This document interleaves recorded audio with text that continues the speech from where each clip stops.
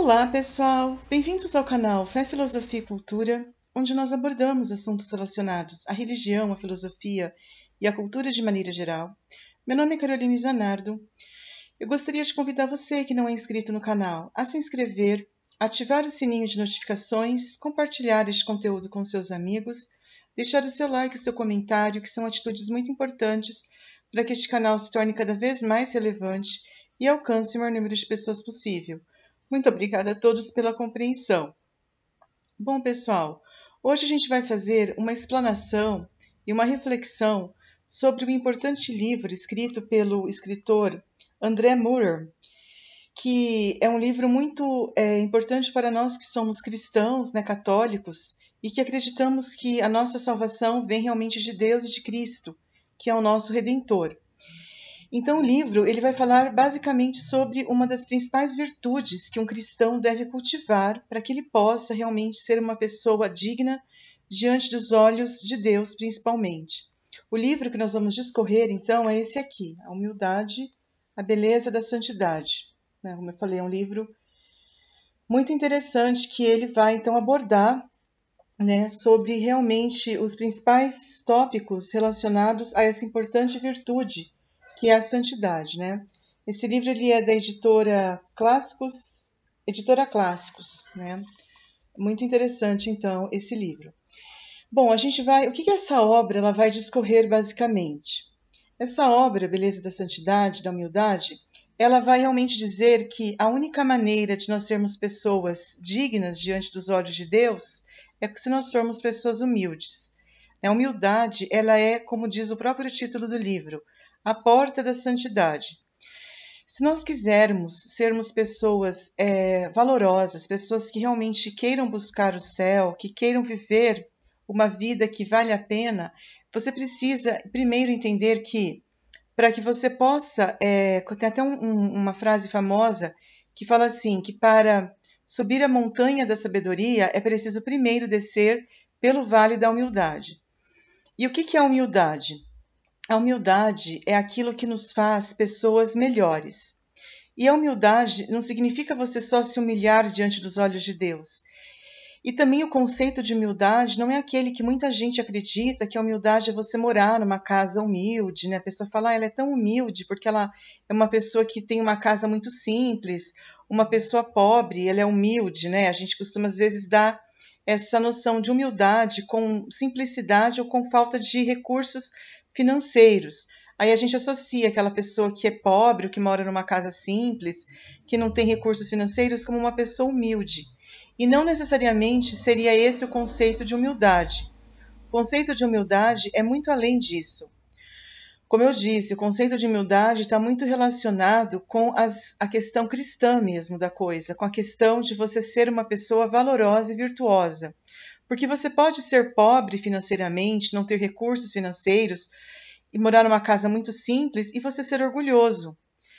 Porque o orgulho não significa simplesmente uma pessoa que tem posses financeiras. O orgulho é uma condição eminentemente espiritual. O orgulho é você ser uma pessoa soberba, é você ser uma pessoa que se acha muito importante no mundo, uma pessoa que se acha assim muito superior até aos outros, uma pessoa que se acha dona da verdade. O orgulho está muito relacionado com o fato de você querer se achar o dono da verdade.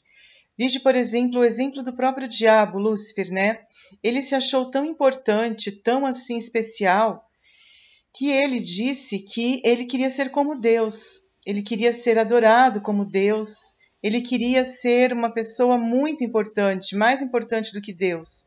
São Miguel bradou no céu, quem como Deus?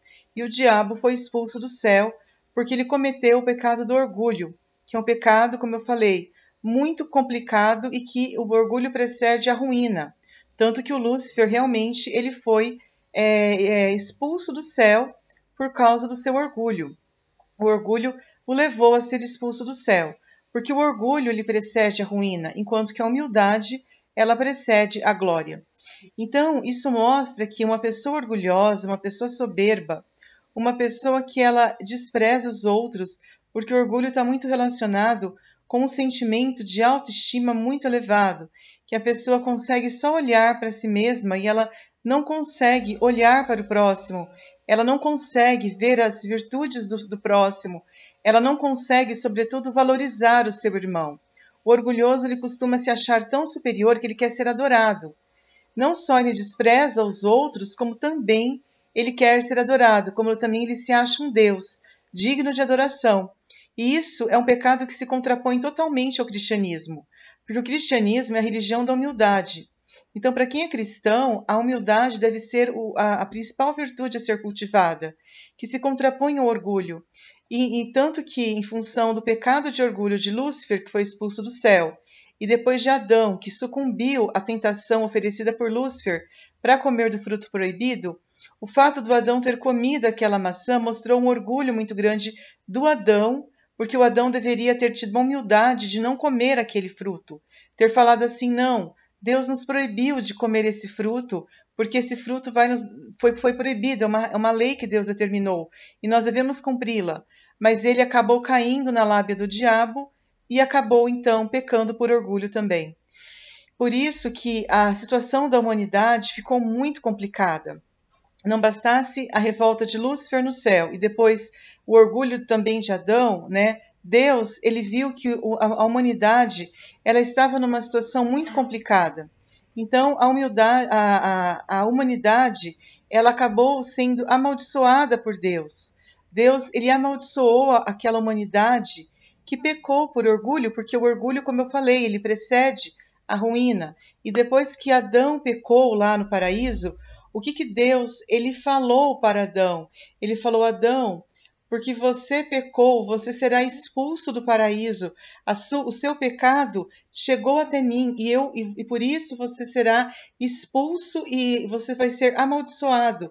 E toda a sua descendência, a sua mulher, né, no caso, porque o Adão ele pecou e Eva também, os dois pecaram, e você conceberá e dará luz em dores de parto. Ele não falou que a vida do homem na terra seria fácil. Ele falou muito pelo contrário, que a vida aqui na terra seria uma vida muito complicada. Por quê? Porque a Eva ela iria conceber e dar à luz em dores de parto. Olha que coisa, né? E o Adão, ele também, ou seja, eles foram amaldiçoados. E toda a humanidade foi amaldiçoada em função do pecado de Adão e Eva. E isso trouxe, como eu falei, uma maldição muito grande. Por quê? Porque isso realmente trouxe problemas de a humanidade não encontrar a felicidade, porque é como se ela tivesse... O que é uma maldição? Uma maldição é você ter uma vida totalmente travada. Você precisa ter muito suor e muito sacrifício para você conseguir algo na vida. A vida humana aqui na Terra é essa. Ela é feita de suor e sacrifício para você conseguir alguma coisa. E foi isso que Deus disse para Adão e Eva, que vocês iriam penar muito aqui na Terra, que a vida aqui na Terra seria uma vida muito complicada, e realmente é.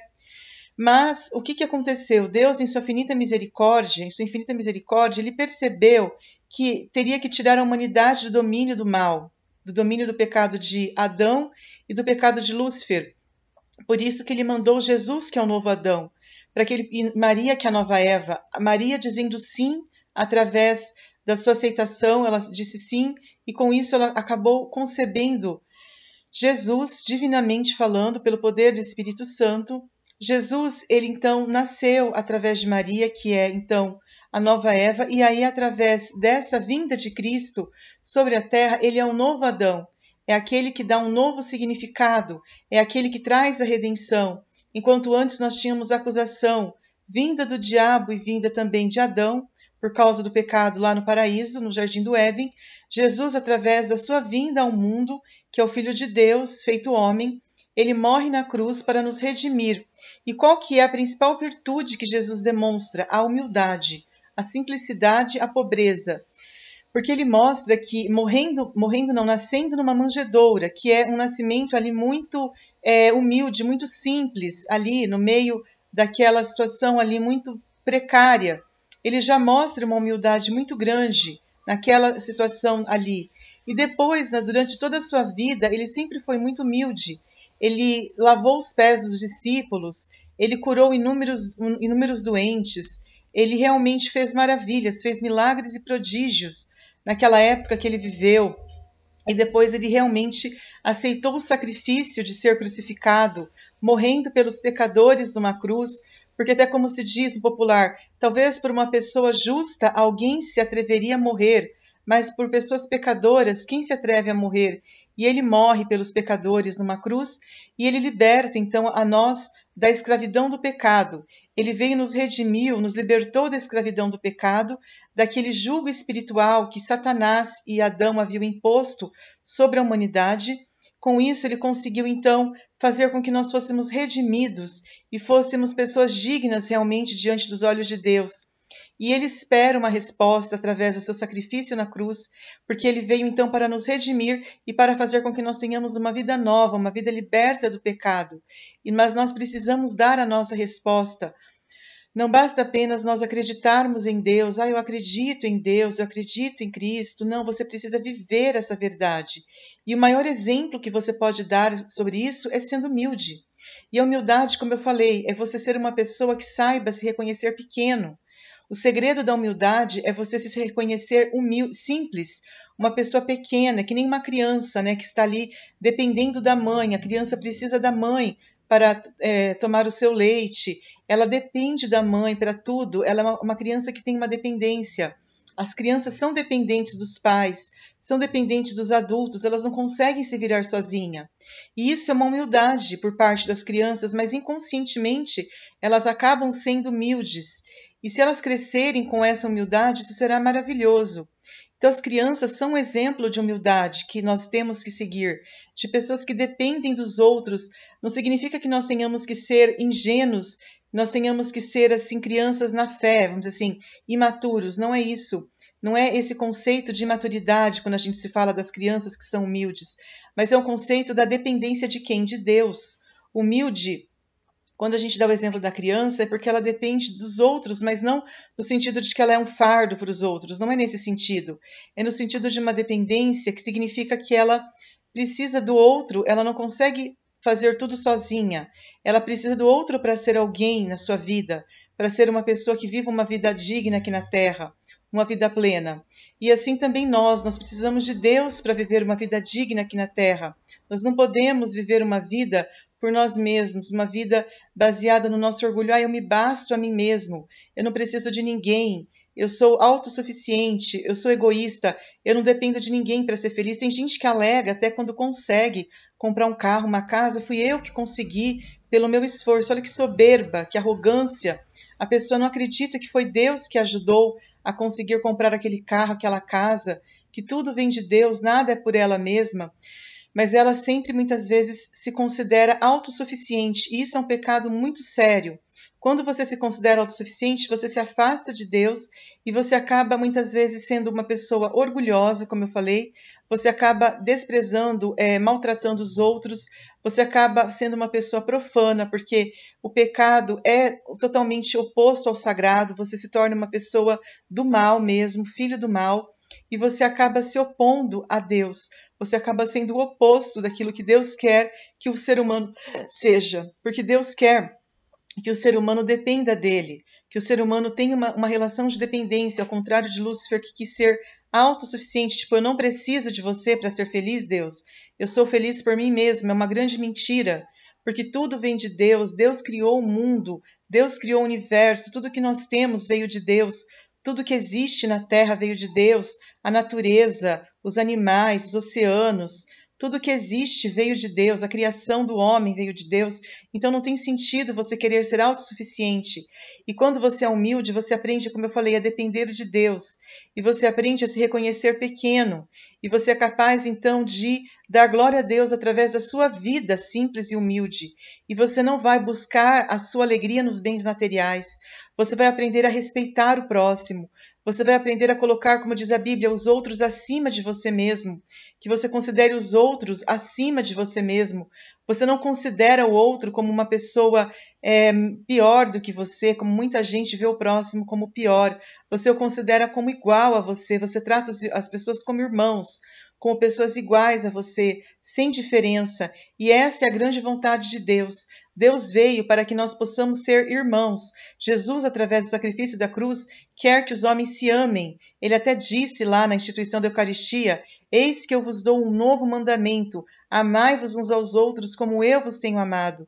E o grande segredo para que nós possamos amar os nossos irmãos é você ser humilde, é você ser servo, não você ser senhor, não você ser uma pessoa que se acha autossuficiente, que se acha muito especial, como muita gente se acha no mundo hoje em dia.